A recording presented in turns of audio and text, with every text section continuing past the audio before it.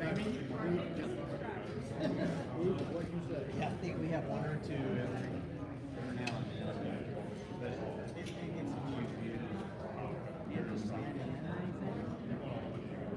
Just go to YouTube. I think there's YouTube and I don't know. I've never actually watched one. I've only seen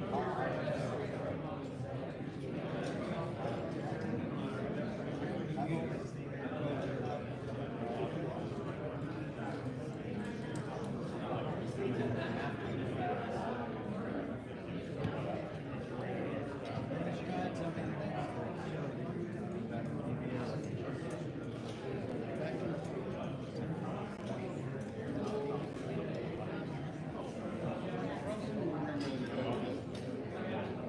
Well, I bet I can find it somewhere.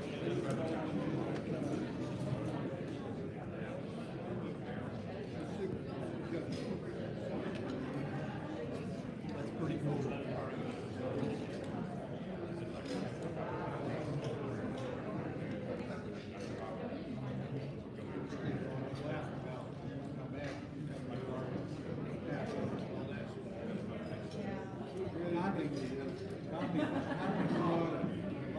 Updated, getting all these things from people doing face recognition, and he's putting in credit card, and he's log in anything, already got it there, you don't have password and stuff. So, I'm still want to write a check. Well, it's true that phones are the least secure devices.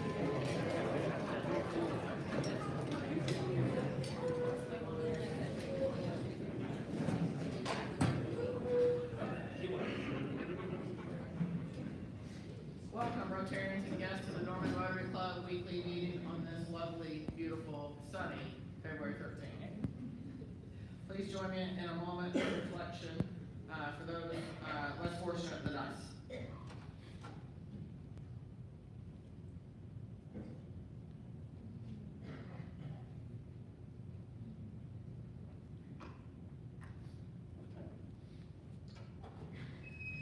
Please join me in the flag salute. Linda is going to lead us in the flag salute, and I'll lead us in the four-way test today. I pledge allegiance to the flag of the United States of America and to the republic for which it stands, one nation under God, indivisible, with liberty and justice for all.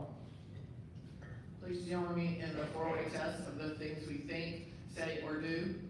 Is it the truth? Is it fair to all concerned? Will it build goodwill, better friendships? Will it be beneficial to all concerned? All right, you may be seated.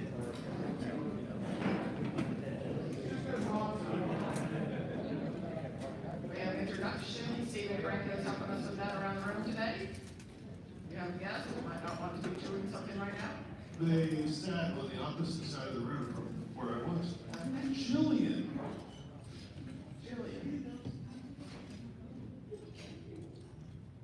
Jillian is new to Norman, if I understand, and said, I'm interested in something to do and people to meet, right? Introduce yourself if you would. Hi, I'm a former Rotarian. I was a Rotarian for many years, the last 11 years where I was living and working close enough to be accessible meetings. Didn't work with my work schedule, so I lapsed. But I have always been an enthusiastic supporter of Rotary. Lived in a lot of different places, done a lot of things, but I just retired for the second time and moved to Norman to be close to son and daughter-in-law and granddaughter. Lovely. Thank you.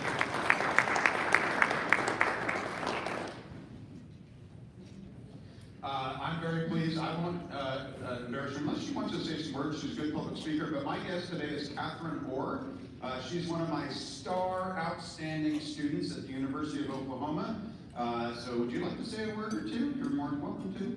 I'll put you on the spot. She's never shy. There you go. No, I didn't say that anything to stop me, but I've never wanted to say no to people.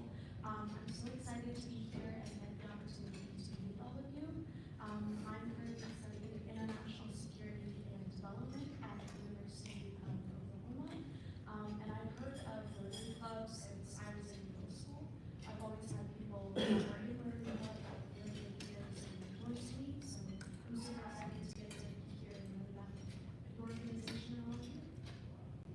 you. Could you give her a hand? Melissa Cowan as Student of the Month. It is my pleasure to introduce Mandy Shin for the second week. And we know that all of our students in the math are really involved in schools, but if you could tell us your favorite thing that you're involved in and elaborate just a little bit on that.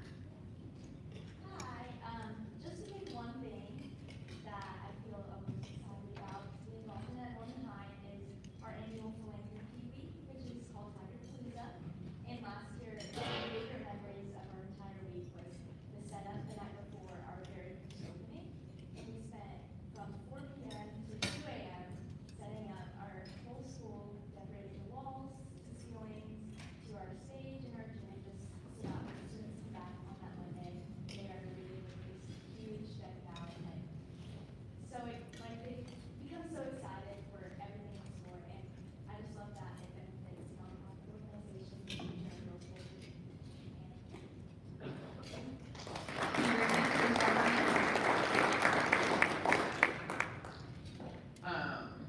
We have a few happy dollars. Liz, while you're back there, you're gonna stop right about there. Hank has a happy dollar today. We don't do these often, we run out of time normally, but. It's not that we haven't been happy, we just haven't had time. Right. Very happy. So I've got $11. I'll split it two bits. $10 for my new granddaughter, Lila Faye. So, and $1 because I've made it for almost 6 months now. I quit my job as executive director at Rotary Memorial Hospital on account of my advanced age. So I made it 6 months now as a retiree. Okay.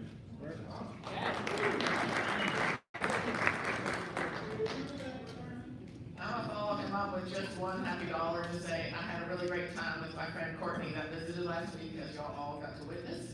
And we have planned our trip to South Africa to go on our safari. So I'll be gone for 2 weeks in September once I turn it over to Liz.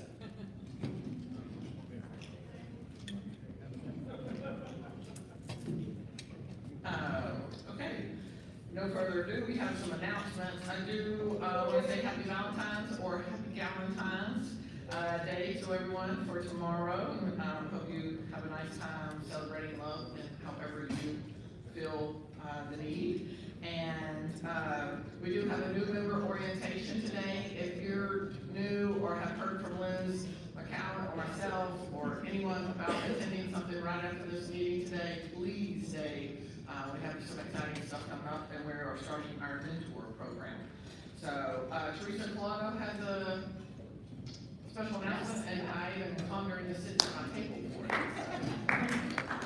All right, guys, I put a infographic on each of your tables. If you want more, just let me know. We're wanting to let people know about the Family Pathways program, which is a free support program for family members and friends who care about someone struggling with addiction. They don't have to be a client or anything. If you have someone that you care about, we can help with some tools that will also may save your sanity as well. So that starts March 6th, but they're 8 weeks. We'll just keep rolling it. I'd love to give you extra ones if you think you can share this with other people around the community. Thank you. Thank you, Teresa. As Stephen's making his way over to Craig, I'm going to talk a little bit about how important the book fair is. And while we do have several open slots for Friday afternoon from 4 to 6, Friday from 8 to 9, which I can cover part of that. Michael and I, or his kids, are going to help do that. But we have a lot of open slots on Saturday. And I know everyone's busy, but it's a 2-hour increment. And this doesn't cost us any money. It just costs us 2 hours of time. 2 hours of your time to help us buy Nooks, e-readers, big books, gift cards, all of that for our students in our elementary schools. And this is our fundraiser for Cycle for Success. So if you can spare even an hour of the 2 hour time slot, and we can do it in hour increments, that's okay. But we really do need your help to fill these spots. So Craig's doesn't like to beg like I can as president, but I'm really begging you to find it in your heart for Valentine's to please volunteer this weekend and help us raise these dollars. Okay, now I'm gonna turn it over to Craig. I'm not sure what else I want to say. Thank you for the people that have volunteered. Yes. I will see you tomorrow and Saturday.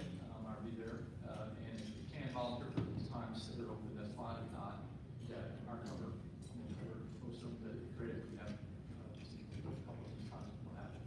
So it's a pretty easy gig. And we're hopefully raising money. So, Yes, thank you. Thank you. Don't make Craig do these by himself, come on, help him out. I do want to thank Craig for all of his behind-the-scenes work on this project, as he always does for us for Cycle for Success. So, I just want to say thank you for that. All right, no further ado, Stephen, are you going to introduce him? Yes. We'll turn it over to Stephen to introduce our guest speaker. Thank you very much.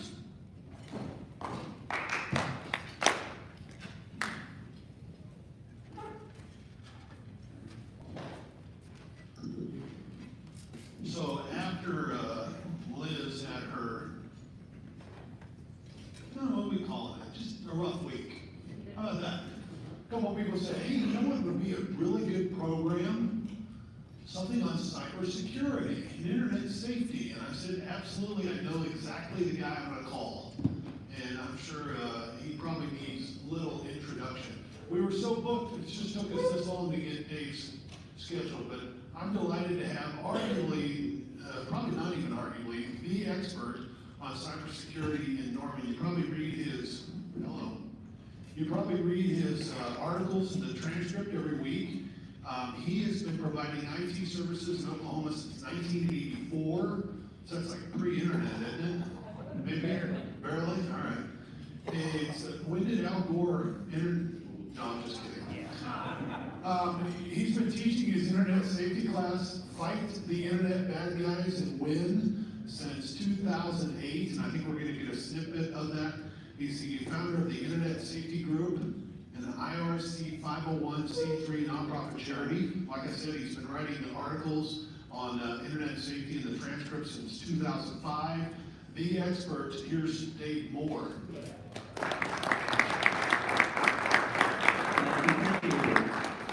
And we're gonna switch over computers here. I must say that picture they're showing of me, I do have a more recent version I've started using. That was probably 10 years ago. Still hanging in there though. And, let's see, now I have some notes on my phone I wanna look at also. So thanks for having me. I love my job. I love being able to take these ridiculous pieces of technology that we use every day and try to turn them into something that people can be happy about. Because people spend a lot of time being mad at their computers. That is a fact. Okay. Let's see, I think you already went over this. I write an article for the transcript, which truly is a nonprofit job. I'm a CISSP, which stands for Certified Information Systems Security Professional. And we're going to get a little snippet of this class that I teach on a regular basis. So let's talk about email. Have you ever had to try to explain to someone why email is the most important online account they have? Not Amazon, not Facebook, not their bank, but email. So why is that? I've had to explain that to people more than once. That's because almost everything you do on the internet comes back to email. For example, when you set up online banking, what do they want to know? They want to know your email address. So if something goes wrong, they can send you a message that will somehow help you fix the problem. So that's why email is the most important online account you have. It needs to be protected first. I spent a lot of time just sort of researching what people are doing, what they're thinking about, what's going on currently. And the problem that we face a lot of times is that people just don't understand really what they're doing with their technology because nobody's ever taught them. We buy these computers and we just start kind of clicking around, you know, what does this over here do? that. And it's not as nice as it used to be. Back when I started messing around with computers in the 80s, nobody was really worried about things like viruses or hacking or anything like that. And to use a computer then, you really had to know some stuff. You had to learn these crazy commands and lines of, gibberish to get anything accomplished, whereas now we just move the little arrow around and put it on there and click, and all of a sudden miracles happen. But the facts are that most people have little to none security training, or I like to call it internet safety training. I had to learn years ago to stop using the word security, because most people don't really know what it means. But when you use the word safety, everybody understands that. And so what we have is it's a situation to where it's like people are driving cars all over, and they don't really know what that round turny thing does, or what it's really called. It does happen to me. So the problem is that there are bad people in the world. There just are, and a lot of them live on the internet, and they are counting on you being that guy. They want you to be that guy, because the more that they can find people that don't know what they're doing, the more problems they can cause for the world. Sometimes people come and tell me, I don't really know anything about computers, and they wonder why they're in so much trouble. So I spent a lot of time working with identity theft victims and people that have been just victimized for thousands and thousands of dollars. And I've had to tell a couple of people, you want my best advice? Stop using a computer until you figure it out. I'm not kidding. And these are one of the most dangerous computers that everybody carries around with them every day. These are the least safe and secure devices we own, are our phones. So, with those happy words, we started the Internet Safety Group about 10 years ago and started bouncing ideas around, because I've been teaching these classes at the library for a very long time about it. And for most people in the world, there is little to zero training. Almost all safety and security training is aimed at little school kids or corporate or government employees, which leaves a lot of people in the middle. What about everybody else? What about everybody else in the middle? I'll tell you, because if you look at it, they're the people that have the money, and they're the people that are losing the money. So what about everybody else? And I've presented that question to so many people that I thought it was just an ordinary question everybody would think about, but it turns out it's not. So we started doing these classes, and I learned that people are hungry for knowledge. They want to know what's going on, but they're not really sure where to go to find out. Now, there are some sources here and there, but there's not really an organized, concerted effort to educate people about using computers like there is educating people to learn how to drive a car. So I came up with a 12-step program to put people on. No kidding. And because a lot of times media people will talk to me and interview me, and they go, what's the one most important thing you can tell somebody to be safe on the internet? And I have to tell you, to be honest, there's not one. There's at least 12 that I teach about, but there's no one thing.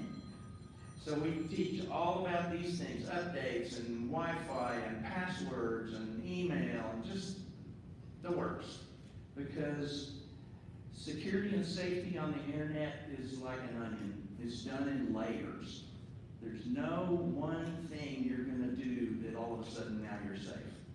So it's done in layers, and you learn this thing, and there's a layer, and you implement this security and safety thing, and there's another layer, to where if the bad guys happen to stumble across you, they start peeling back the layers.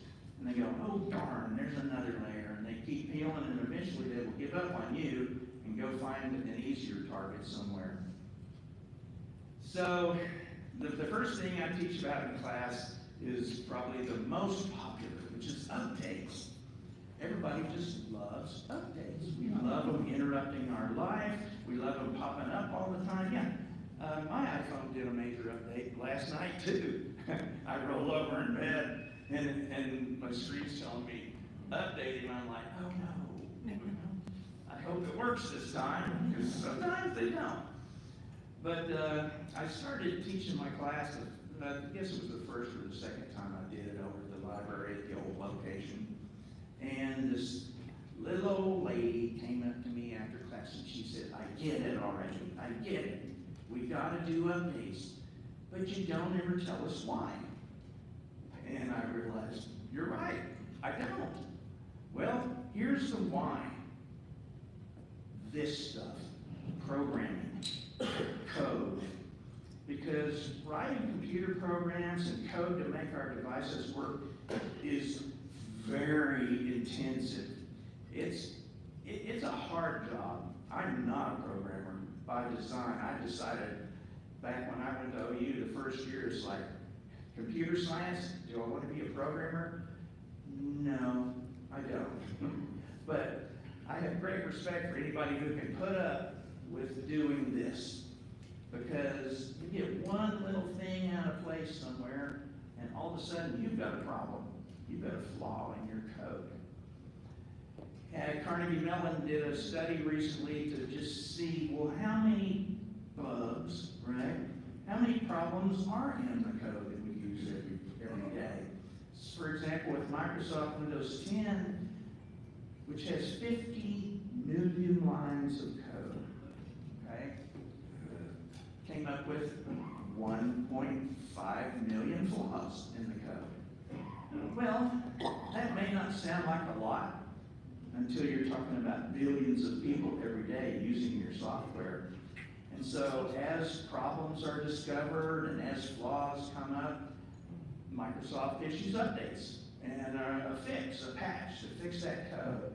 It's always been that way, and I think especially with the advent of AI starting to really dominate things, it's not really going to get much better. So, praise the Lord for updates. We love updates. You gotta have them. An example somebody told me about a while back was that the average car has 30,000 individual parts in it. And so if cars were built like computer programs, you'd just be driving along and your car would just randomly crash. And you wouldn't know why. And then you'd have to get an update for it. You'd have to drive over to the dealership and they go, oh yeah, we discovered that bug that makes it crash randomly. Let's get you a patch for your car. Which you can actually do now with new cars. They have computer systems and operating systems and you get updates for them. So another thing that guys like me look at a lot is we look at risk management, because a lot of our activities are very risky. Insurance guys know all about this sort of thing. And so you look at what the risks are that we take every day and are they worth it? You start out, well, you want to formulate a business continuity plan. If things go south, can you stay in business? Some people discover that they cannot. So how do you fix that? What do you do about that? And there's also a phrase that's called your risk appetite.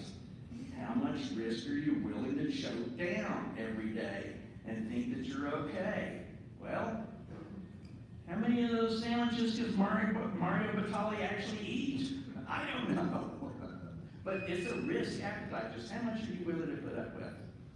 And so some smart guys many years ago came up with this thing called a risk assessment matrix, where you weigh the risks and the probability of those risks happening, and then you look at the impact on you if they do happen. And there's, let's see, that's a matrix that the DoD still uses, where it gets a little more detailed. So here's an example that I like. So up there, the anvil is the threat. What's the probability that that anvil will fall on the asset below it? It's very high. because given the laws of gravity, the anvil is going to crush Wile E. Coyote.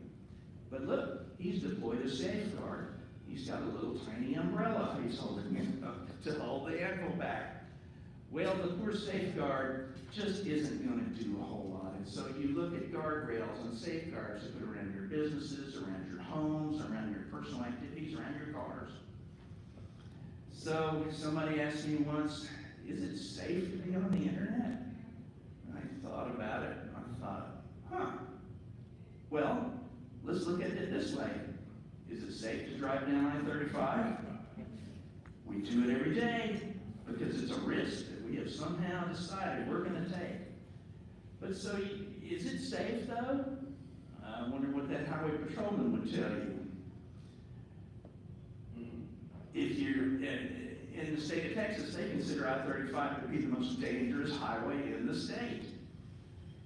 So, what is your risk appetite for driving down the highway? How do you measure it? Do you ever even think about it? So I did a little tiny study. I mean, I-35 is going to be my baseline. And we're going to have good weather and good visibility and no congestion, sober drivers. That's going to be my baseline that we start thinking about. Well, what increases risk on I-35? How about rush hour? That's an increased risk. People are in a hurry to get around, they want to get home. That increases risk. What about traffic congestion and construction on the roads? All of a sudden, the roads you're used to driving around on aren't the same anymore. That increases risk. What if it's nighttime? That increases risk. You can't see as well as you used to be able to. How about if it starts raining? Well, there's an increased risk. What if there's flooding? There's increased risk. Look at that. That is Northwest 23rd and Phil in Oklahoma City in 2018. And you can see the people that thought, oh, I can make it, I can do it, and they stalled out. And the water kept getting higher and higher, and their poor cars were just sitting there. And it's not like we haven't been warned, right? Turn around, don't drown, we've all heard that, right? But I remember back when I was probably about 22 years old, I hit Lake McGee over off Lindsay Street. And I had this, like a 62 Volkswagen Bug. And my wife and I were sitting there, we're looking at it, we're going, what do you think? She goes, that's when we discovered that a Volkswagen Beetle will actually float. Because we kept going, and all of a sudden, the tires are not on the road anymore. And we're starting to turn around, and finally we hit the other side, and got to keep going. But it was like, wow, so this is, you could be a boat. And what do we say though?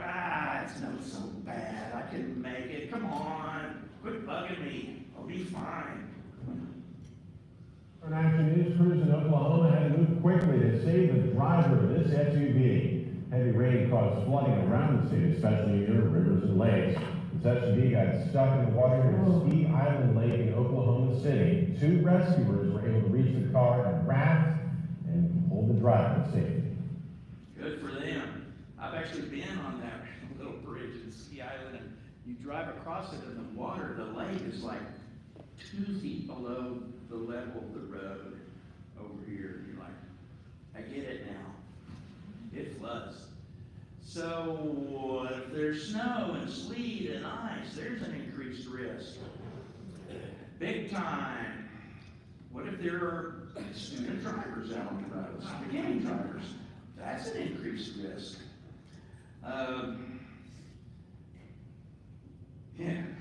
What if there are beginning drivers? Did you know that most drivers in the United States are self-taught? Everything they know about driving, they learned watching TV and movies and what friends told them. They never had any formal training. What if they're intoxicated drivers? There's some risk. What if they're stoned? Yes, that's a risk. So what if all those things are happening on the same day? Hey, Andy, I didn't see you sitting back there.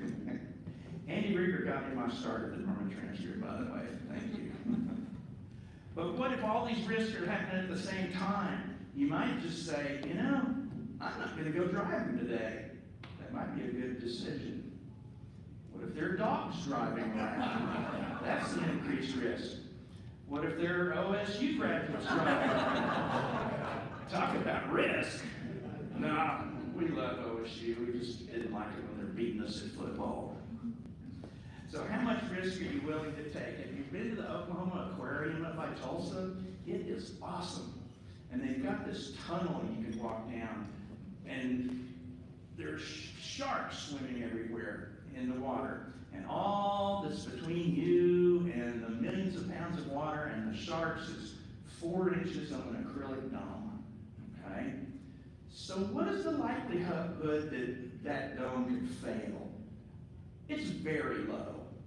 But you can't say it couldn't happen, because it did happen to this aquarium in China. And they had 6 inches of acrylic guarding them. There it goes, whoa! So you look at your matrix and you go, well, what is the probability that that could happen? Well, with the shark aquarium, the probability is remote. But what are the consequences if it does happen? The severity is catastrophic, and that puts that risk in the serious category. What is the probability that you're going to fall for a phishing email or a ransomware scare? Well, it's probable. People call me all the time, and they've done it. And so what can be the severity of the consequences if it does happen? They can be catastrophic. So that risk is in the high category. So driving on the snow and the ice, what's the probability that you're going to do that? It's probable. I've done it. You know, you look at the street and you go, I think I can make it, you know? But what happens if you can't make it? How about updating your computer or not updating it? The risk is considered high because the probability that you're not going to update is high, and the severity can be catastrophic. So that's what we look at. And then we look at who's ultimately held responsible for a cybersecurity risk like at a major business somewhere. It's not the IT department. They're just trying to hold things together, make the system work. You know, IT does not mean security. It means information technology, but they're not responsible. Not the security staff, the guards. They're just trying to keep bad guys out of the building, you know, or make sure people don't park where they're not supposed to. Not the employees. They're not responsible. Who's responsible? The board of directors is responsible, because they are ultimately responsible for the whole thing. And with the Enron board of directors, they all ended up settling out of their own personal funds to take care of that problem. So the 12 things to do. Well, what's another one we could look at? How about passwords? Yeah, everybody loves passwords. I've actually had people tell me these things before as excuses for why they shouldn't take 5 seconds out of their day to actually type in a good password. They're too complicated. I'm important. There's nothing important on my PC. But the most honest one is, I don't care. Okay, I can get that. But why do we even have passwords? Well, they're like keys that unlock the doors on our house, and you can have easy passwords and you can have complex passwords. So which password do you want on your front door? The $6 barrel bowl lock from Ace Hardware, or the one that is not $6? It's about $400. We need to do a better job of protecting ourselves. You know, the most popular password in the United States is password 123. And as long as that's the case, we're vulnerable. So today we sent a camera out on the Hollywood Boulevard to help people by asking them to tell us their password. And this is how that went. We're talking about cybersecurity today and how safe people's passwords are. What is one of your online passwords currently? It is my dog's name and the year I graduated from high school. Oh, what kind of dog do you have? I have a tall Papillon. And what's his name? Jameson. Jameson. And where did you go to school? I went to school back in Greensburg, Pennsylvania. What school? Hill Area Senior High School. Oh, when did you graduate? In 2009. Oh, great. My cat's name, and it is like a random number. Okay. And you had this cat for a while? Yeah, she's my childhood pet. Aw. And what's her name? Her name is Jolie. Jolie. So like a password, you're going to do Jolie and then a number. Yeah. Like number 1? Like my birthday. Oh, when is your birthday? June 12th. Oh, nice. And what year were you born? 95. Oh, great. So Jolie, 6, 12, 95. Got it. Do you need to get my password right now? No, I cannot do that. But we all want to know what it is so we can tell you if it's strong or not. Oh my goodness. Let me think. Okay, one is Tel Aviv. Yeah. 4, 6, 8, and then Israel. It's only 3, but it's for me it's strong enough. Ireland, 1, 2, 3, 4. Gemma. 1, 2, 3. Spelled G-E-N-N. More Italian. Oh, beautiful. Yeah, so What's a good Italian password? my grandma's name, What's your grandma's name? Maria. Maria. So Maria is your password? Oh yeah, right here on my password.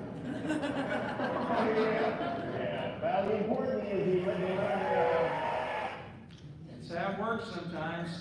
The bad guys have discovered, because in class, I do I call it a password cracking demonstration. Because there's software you can download off the internet that will help you discover passwords. But the bad guys have discovered, why even go to all that trouble just to ask people what their password is, and they'll tell you. No kidding. So, as I go through the chores of my day and my week, I am constantly looking at what's going on, why is it happening, what can you do to stop it? So, stay tuned, there will be more. Thank you.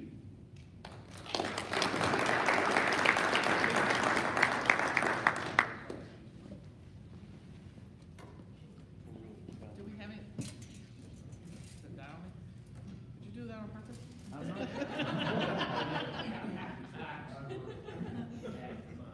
Way to go. Thanks a lot, Dave. Timing. Wow, I don't appreciate that very much, but that's okay. Do we have anybody that has any questions for Dave? We do have another microphone.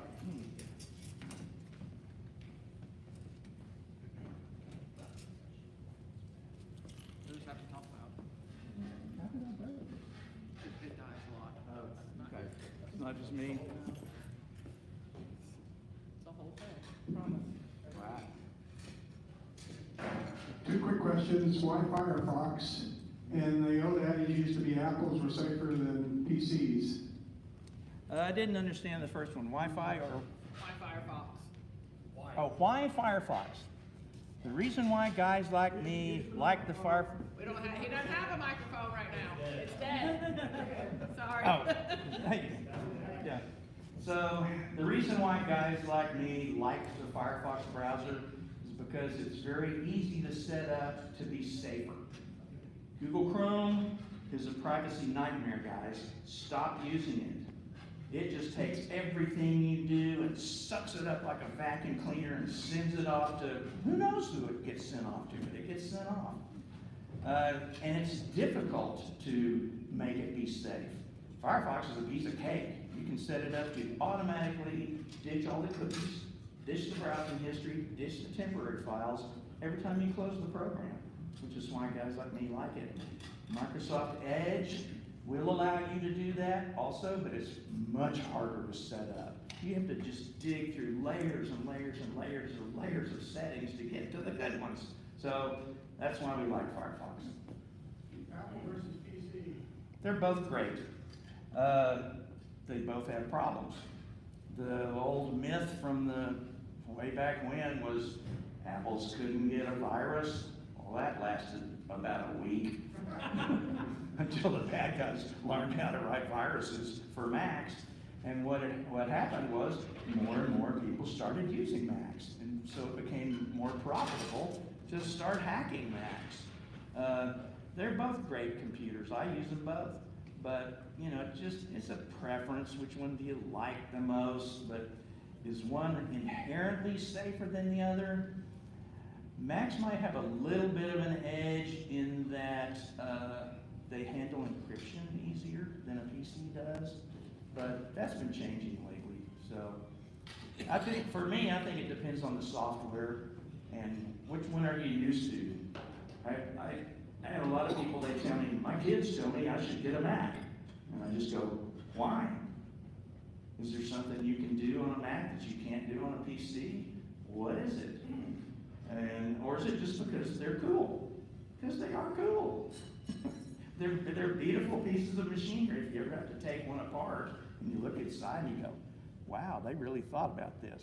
Hey, I've now killed my second microphone. All right, well. Well, thanks. Okay, sorry about that, Dave. No problem. All right. On that note, we'll end today's meeting. I did want to thank Julian for finding us, and Mandy for coming back, and Catherine for visiting. All of our guests don't have to sit at the same table, but they did today. So make sure y'all speak to them on the way out. Hope you all have a great week, and we are adjourned.